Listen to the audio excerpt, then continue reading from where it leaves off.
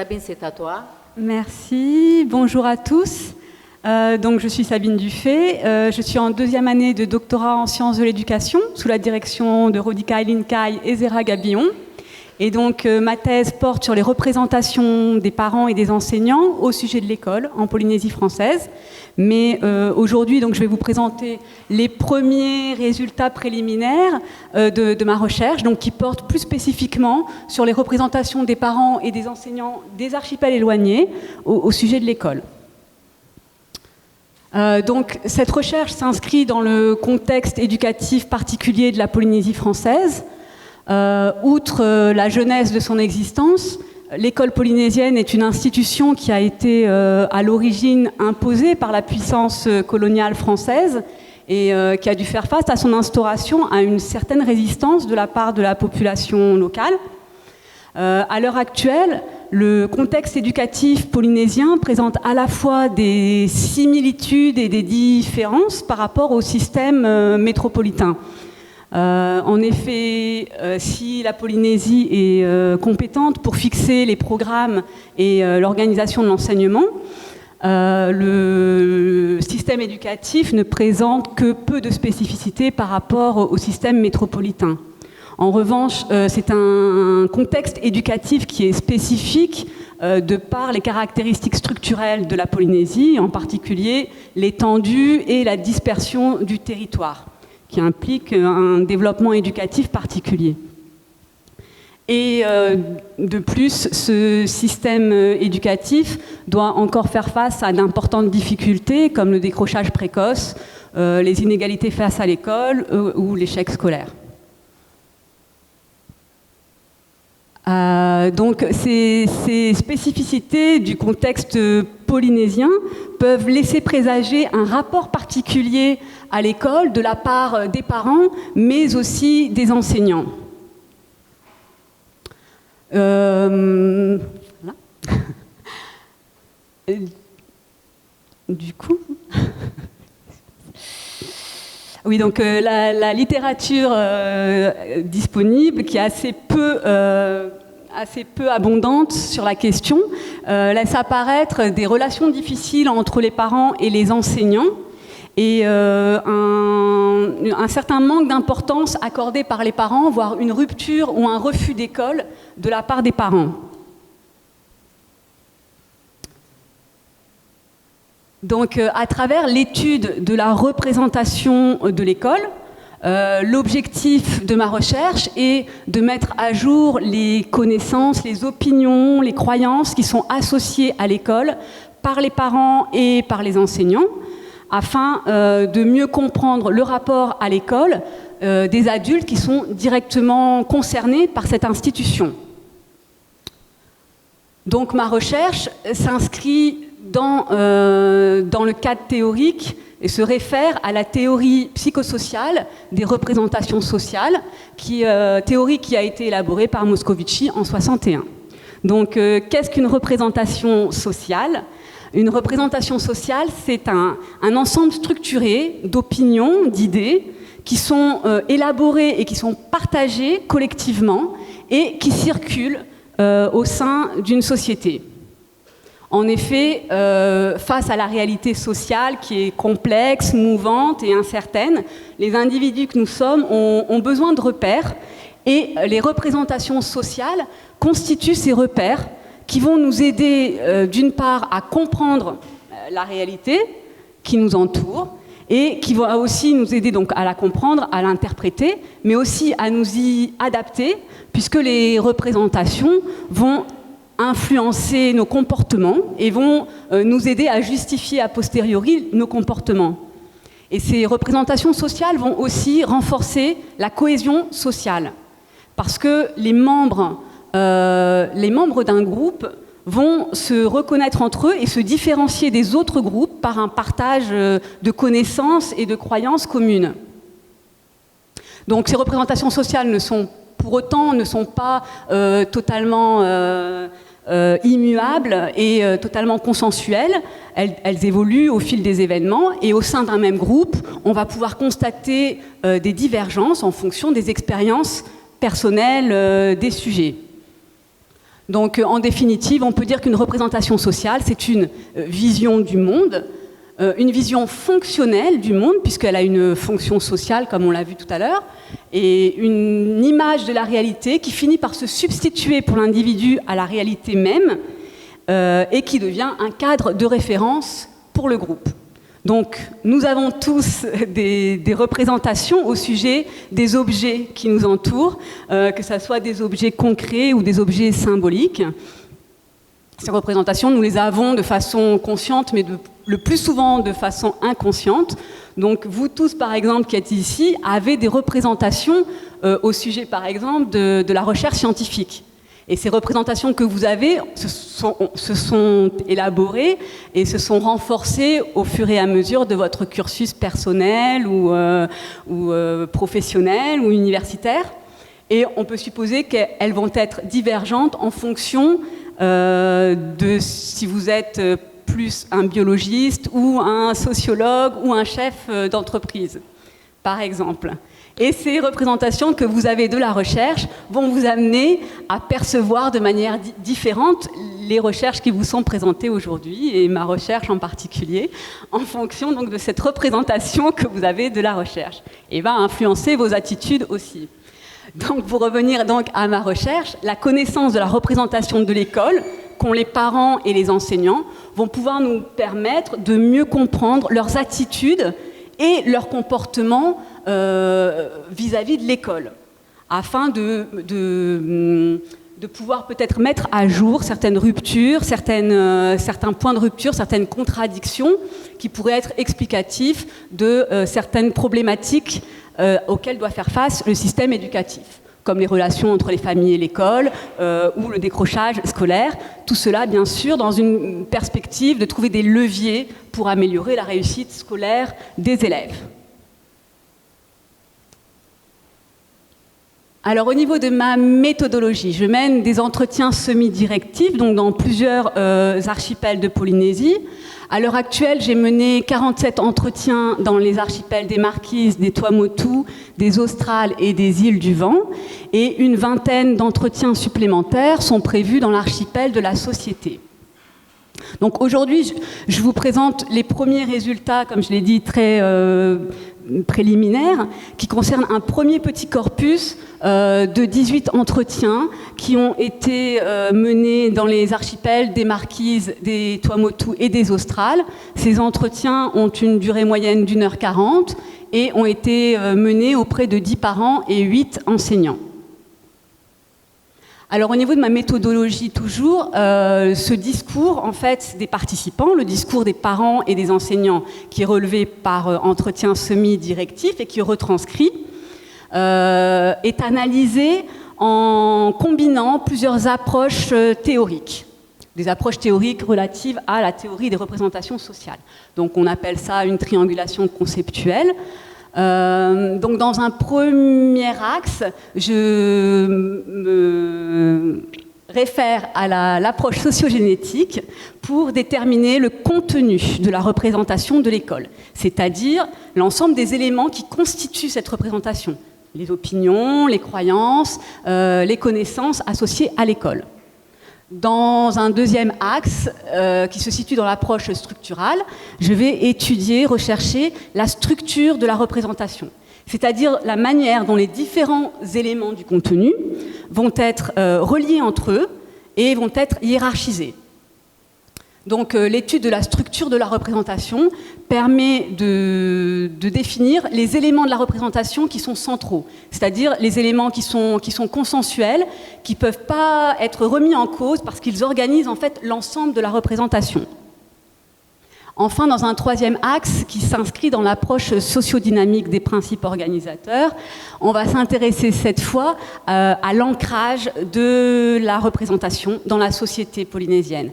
C'est-à-dire cette fois-ci, on va essayer de comprendre la manière dont les différents individus ou les différents sous-groupes vont adhérer à cette structure commune. Plus concrètement, je vais essayer de mettre en évidence les variables sociologiques qui peuvent être par exemple le lieu de résidence, l'âge, le sexe, la profession pour les parents, variables qui peuvent expliquer les divergences dans les prises de position face à l'école des différents individus.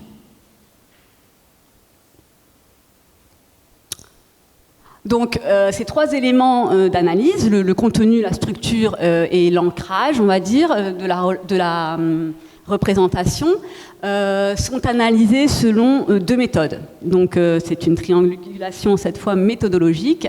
Donc, je mène d'abord une analyse interprétative qui s'inscrit dans l'approche de la Grounded Theory, ou méthodologie de la théorisation enracinée, MTE. Donc cette analyse interprétative, elle consiste en fait à interpréter le contenu du discours qui a été recueilli. Donc j'essaye d'interpréter le sens que les participants donnent à leur discours en fait. Donc cette analyse passe par un codage, une catégorisation des énoncés du discours. Mon deuxième type d'analyse, c'est une analyse lexicométrique qui est réalisée à partir du logiciel Iramutech. Et dans cette analyse, je vais m'intéresser cette fois à la structure du discours. Donc là, je mène une analyse statistique des mots qui sont employés par les participants. Et donc, je combine ces deux méthodologies, toujours pour essayer d'avoir une vision la plus précise possible, la plus complète possible de la représentation de l'école. Donc voilà, mes premiers résultats, comme je disais, qui sont préliminaires. À partir de ces 18 entretiens, ce qu'il est remarquable de constater, c'est que les parents qui sont interrogés sur l'éducation en général de leur enfant vont parler spontanément et abondamment de l'école. Tandis que les enseignants qui sont plutôt interrogés sur leur métier vont parler spontanément et abondamment des familles. Alors de la part des parents, contrairement à ce qui avait pu être constaté par les enquêtes précédentes, qui ont été menées quand même principalement sur l'île de Tahiti, là dans les archipels éloignés, les participants de ma recherche manifestent en fait une très très grande attente et de nombreuses espérances envers l'école. Ils considèrent tous que la réussite de leur enfant passera par l'école. Et ils formulent de nombreuses attentes en fait, envers l'école, attentes qui sont insatisfaites, en particulier au niveau de l'information sur le travail scolaire de la part de l'école. Ils estiment qu'ils ne sont pas assez informés de ce que font leurs enfants à l'école, et aussi attentes insatisfaites du côté du niveau du travail, de l'implication des enseignants de leur île. La plupart considèrent que les enseignants de leur île ne s'investissent pas assez et que les apprentissages en classe ne sont pas suffisants. De plus, ces parents élaborent une explication assez systémique de l'échec scolaire. Pour eux, l'échec scolaire est dû à des obstacles structurels, dus au fait qu'il n'y a pas de collège sur l'île ou de lycée, mais pour la plupart de ces parents-là, il n'y avait pas de collège sur l'île, ce qui contraint donc les enfants à un déracinement précoce et qui est donc une source de l'échec scolaire. Mais une deuxième série d'explications relève plutôt d'obstacles familiaux. Pour les parents, le contexte familial a une grande incidence sur la réussite scolaire, et en particulier la violence familiale, mais aussi l'éloignement des parents, ce qui est lié à l'absence de collège sur l'île, donc les parents sont loin des enfants, ce qui conduit aussi au décrochage scolaire. Enfin, ils mettent en avant des obstacles pédagogiques, comme je l'ai dit, puisqu'ils estiment qu'ils n'ont pas la chance d'avoir des enseignants aussi compétents que ceux qu'ils pourraient avoir à Tahiti. Et ces trois types d'obstacles, en fait, ont aussi une incidence sur la détérioration de la relation des élèves avec l'école. Relation élève-école qui a beaucoup d'importance aux yeux des parents. De la part des enseignants, en revanche, la représentation de l'échec scolaire est beaucoup plus univoque, unilatérale. Pour les enseignants, la cause quand même principale de l'échec scolaire, ce sont les carences éducatives familiales. Ces enseignants accordent aussi une très très grande part, très grande importance au climat relationnel entre les familles et l'école. Ils estiment pour la plupart que ces relations sont très difficiles, et la plupart des parents formulent d'importantes critiques, la plupart des enseignants, formulent d'importantes critiques envers les parents. Donc si on on constate quand même que les parents et les enseignants s'accordent en partie sur l'incidence en fait, du contexte familial sur la scolarité, sur la réussite scolaire. Ils s'accordent aussi en partie sur l'importance du climat relationnel. Pour les enseignants, c'est plutôt le climat relationnel entre famille et école. Pour les parents, ça va plutôt être les relations entre les élèves et l'école. Mais de manière générale, on constate que parents comme enseignants élaborent des attentes réciproques qui sont largement insatisfaites. Voilà, donc ces résultats vont être étayés par l'analyse qui est en cours, donc des entretiens supplémentaires, puis par l'analyse d'autres entretiens qui vont être réalisés plutôt donc, dans l'archipel de la société. Je vous remercie beaucoup de votre attention. Maruru Yaoto.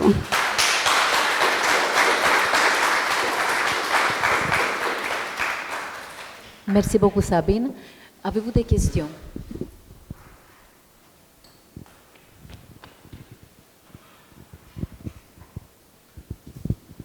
Merci pour la présentation. Alors moi j'ai une question qui est un peu d'ordre statistique que j'aurais pu poser à la précédente présentation aussi. C'est comment tu détermines le nombre minimal d'entretiens à faire pour que tes statistiques soient solides?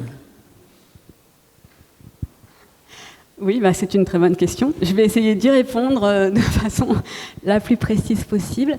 Donc, comme vous l'avez sans doute compris, c'est ce qu'on appelle une étude qualitative, donc qui ne se base pas sur des statistiques, mais plutôt qui va essayer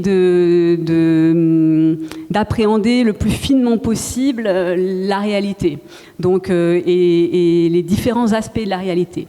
Donc, au niveau du nombre d'entretiens, la littérature estime en principe qu'au bout de 20-25 entretiens sur une population homogène, on arrive à ce qu'on appelle la saturation théorique, c'est-à-dire qu'on ne retrouve plus d'éléments vraiment nouveaux sur une population homogène.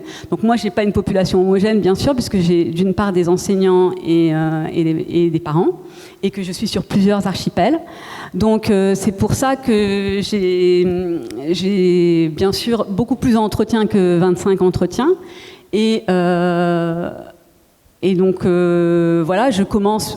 Par exemple, j'essaye d'avoir, pour les archipels, parce que je pars de l'a priori qu'il va y avoir des spécificités sur les archipels éloignés et des spécificités sur l'archipel de la société. Donc j'essaye d'avoir à peu près au moins 25 entretiens de parents dans les archipels éloignés, 25 entretiens de parents dans les archipels de la société. Pour les enseignants, en revanche, il y a une plus grande homogénéité, puisqu'il y aura moins, ils partagent quand même des caractéristiques communes, puisqu'ils ont le même métier. Donc on peut estimer que sur les archipels éloignés comme sur la société, on va retrouver à peu près les mêmes caractéristiques. Ensuite, voilà, je continue ma recherche en fait, jusqu'à ce que j'arrive à saturation, jusqu'à ce que quand je recueille des entretiens, une série d'entretiens, je les analyse et j'ai des catégories qui émergent de cette analyse et je continue mes entretiens tant qu'il y a des catégories nouvelles qui émergent. Une fois qu'il n'y a plus de catégories nouvelles qui émergent, je continue quelques entretiens pour vérifier, mais on estime qu'on est arrivé à saturation à partir du moment où il n'y a plus rien de nouveau qui ressort de l'analyse. Je ne sais pas si j'ai répondu vraiment, pas trop. Ça va, merci. Si tu veux repréciser ta question. C'est bon. Merci. Bonjour, merci Bonjour. pour la présentation. Est-ce qu'il y a dans ces populations éloignées une dimension socio-culturelle des parents interrogés sur... est-ce qu'il y a un impact de leur réponse par rapport à leur catégorie socio-professionnelle? Alors, c'est une bonne question aussi. En fait, c'est le troisième axe de ma recherche, si j'arrive à y aller, parce qu'il y a pas mal d'animations. C'est le troisième axe, voilà. C'est le troisième axe de mon étude, c'est l'ancrage sociologique. Je ne sais pas si on va voir, voilà, ce qui est ici, en fait. Ça ne marche pas trop. Donc ici, en fait, je vais m'intéresser justement à ça, essayer de croiser les variables sociologiques, donc sociodémographiques, comme le niveau la profession des parents, le niveau socio-économique, etc., aux réponses. Mais pour l'instant, j'ai pas commencé en fait cette analyse puisque j'ai un corpus encore trop réduit pour que ça puisse être significatif les différentes variables. Donc, c'est prévu, sachant que aussi dans le corpus que j'ai pour l'instant, le problème qui se pose, c'est que j'ai pas une grande diversité en fait de catégories socio-professionnelles ou socio-économiques. Ok, merci pour la réponse. Oui, bon courage pour la suite parce que c'est pas évident. Merci beaucoup.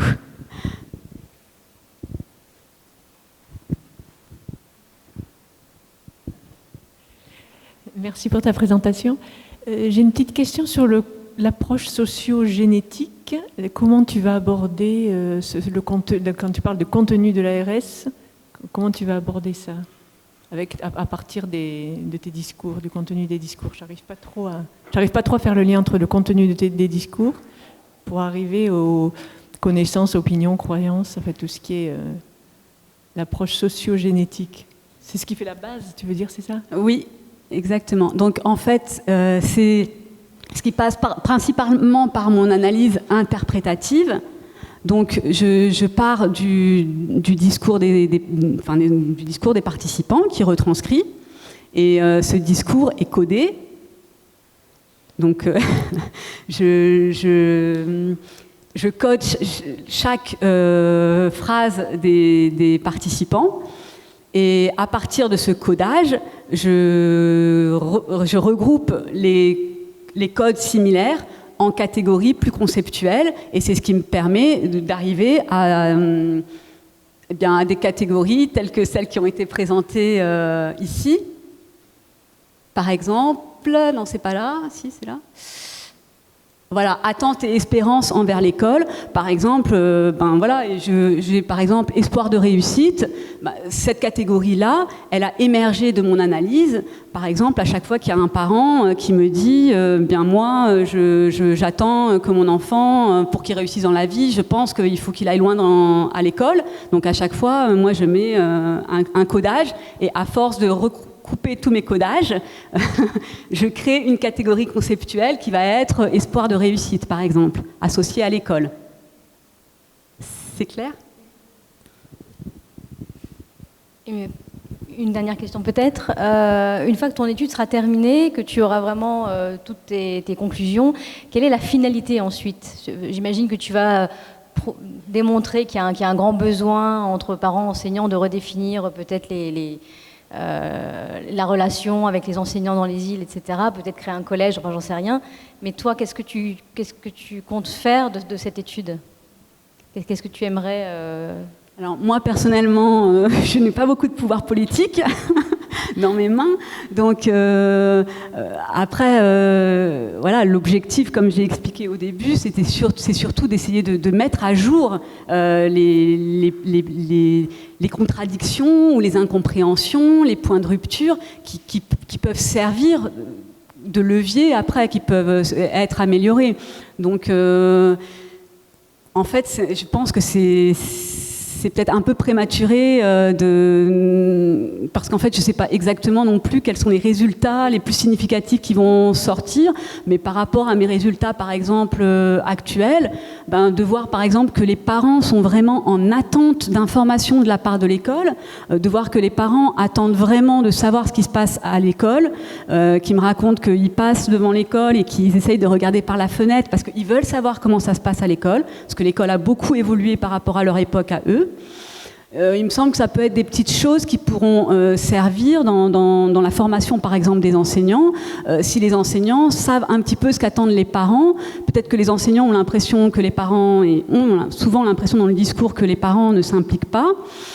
Peut-être qu'ils ne savent pas exactement, les enseignants, comment les parents voudraient venir à l'école, et peut-être qu'ils ne savent pas que les parents aimeraient assister à l'école, à des séances en classe, etc.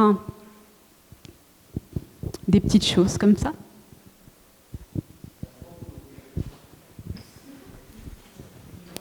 Non, Là. En fait, tous tes entretiens ont lieu en français. Sinon, quels sont, enfin, c'est pas un biais finalement dans les enquêtes de ne pas utiliser le tahitien, par exemple? Oui, alors c'est une question que je me suis beaucoup posée avant de commencer mes entretiens, parce que je ne maîtrise pas suffisamment le tahitien, en tout cas pour pas faire. Je me sens pas à l'aise pour faire tout un entretien en tahitien, et je maîtrise pas le marquisien, par exemple, ni les langues des Australes, le Rurutu ou autres. Donc je me suis beaucoup posé la question, et en fait je suis en partie rassurée dans le sens où en fait dans les entretiens les parents parlent beaucoup en tahitien ou en marquisien. En fait ils parlent librement dans la langue qui leur convient le mieux, et du coup après avoir commencé les entretiens, j'ai plus vraiment l'impression que la langue soit vraiment un problème. Donc moi, si c'est en tahitien, je comprends, mais j'ai du mal à vraiment faire tout l'entretien en tahitien. Mais voilà, c'est sans doute une limite, mais j'ai pas l'impression qu'elle soit très très très significative. Et quelque part, je me suis aussi rendu compte dans les archipels éloignés que peut-être, l'impression que j'ai, c'est que peut-être les parents aussi se livrent finalement plus facilement parce que je ne suis pas de là. Donc le fait que je vienne dans un petit atoll ou que j'aille dans une vallée isolée des Marquises, je me suis rendu compte que les parents vraiment se livraient facilement parce qu'ils savaient que j'étais là pour quelques jours et que je repartais après. Ce qui ne serait peut-être pas le cas si c'était un Marquisien de la vallée qui menait l'entretien. Il n'y aurait pas le problème de la langue, mais peut-être que ça créerait aussi d'autres... Voilà. Merci Sabine.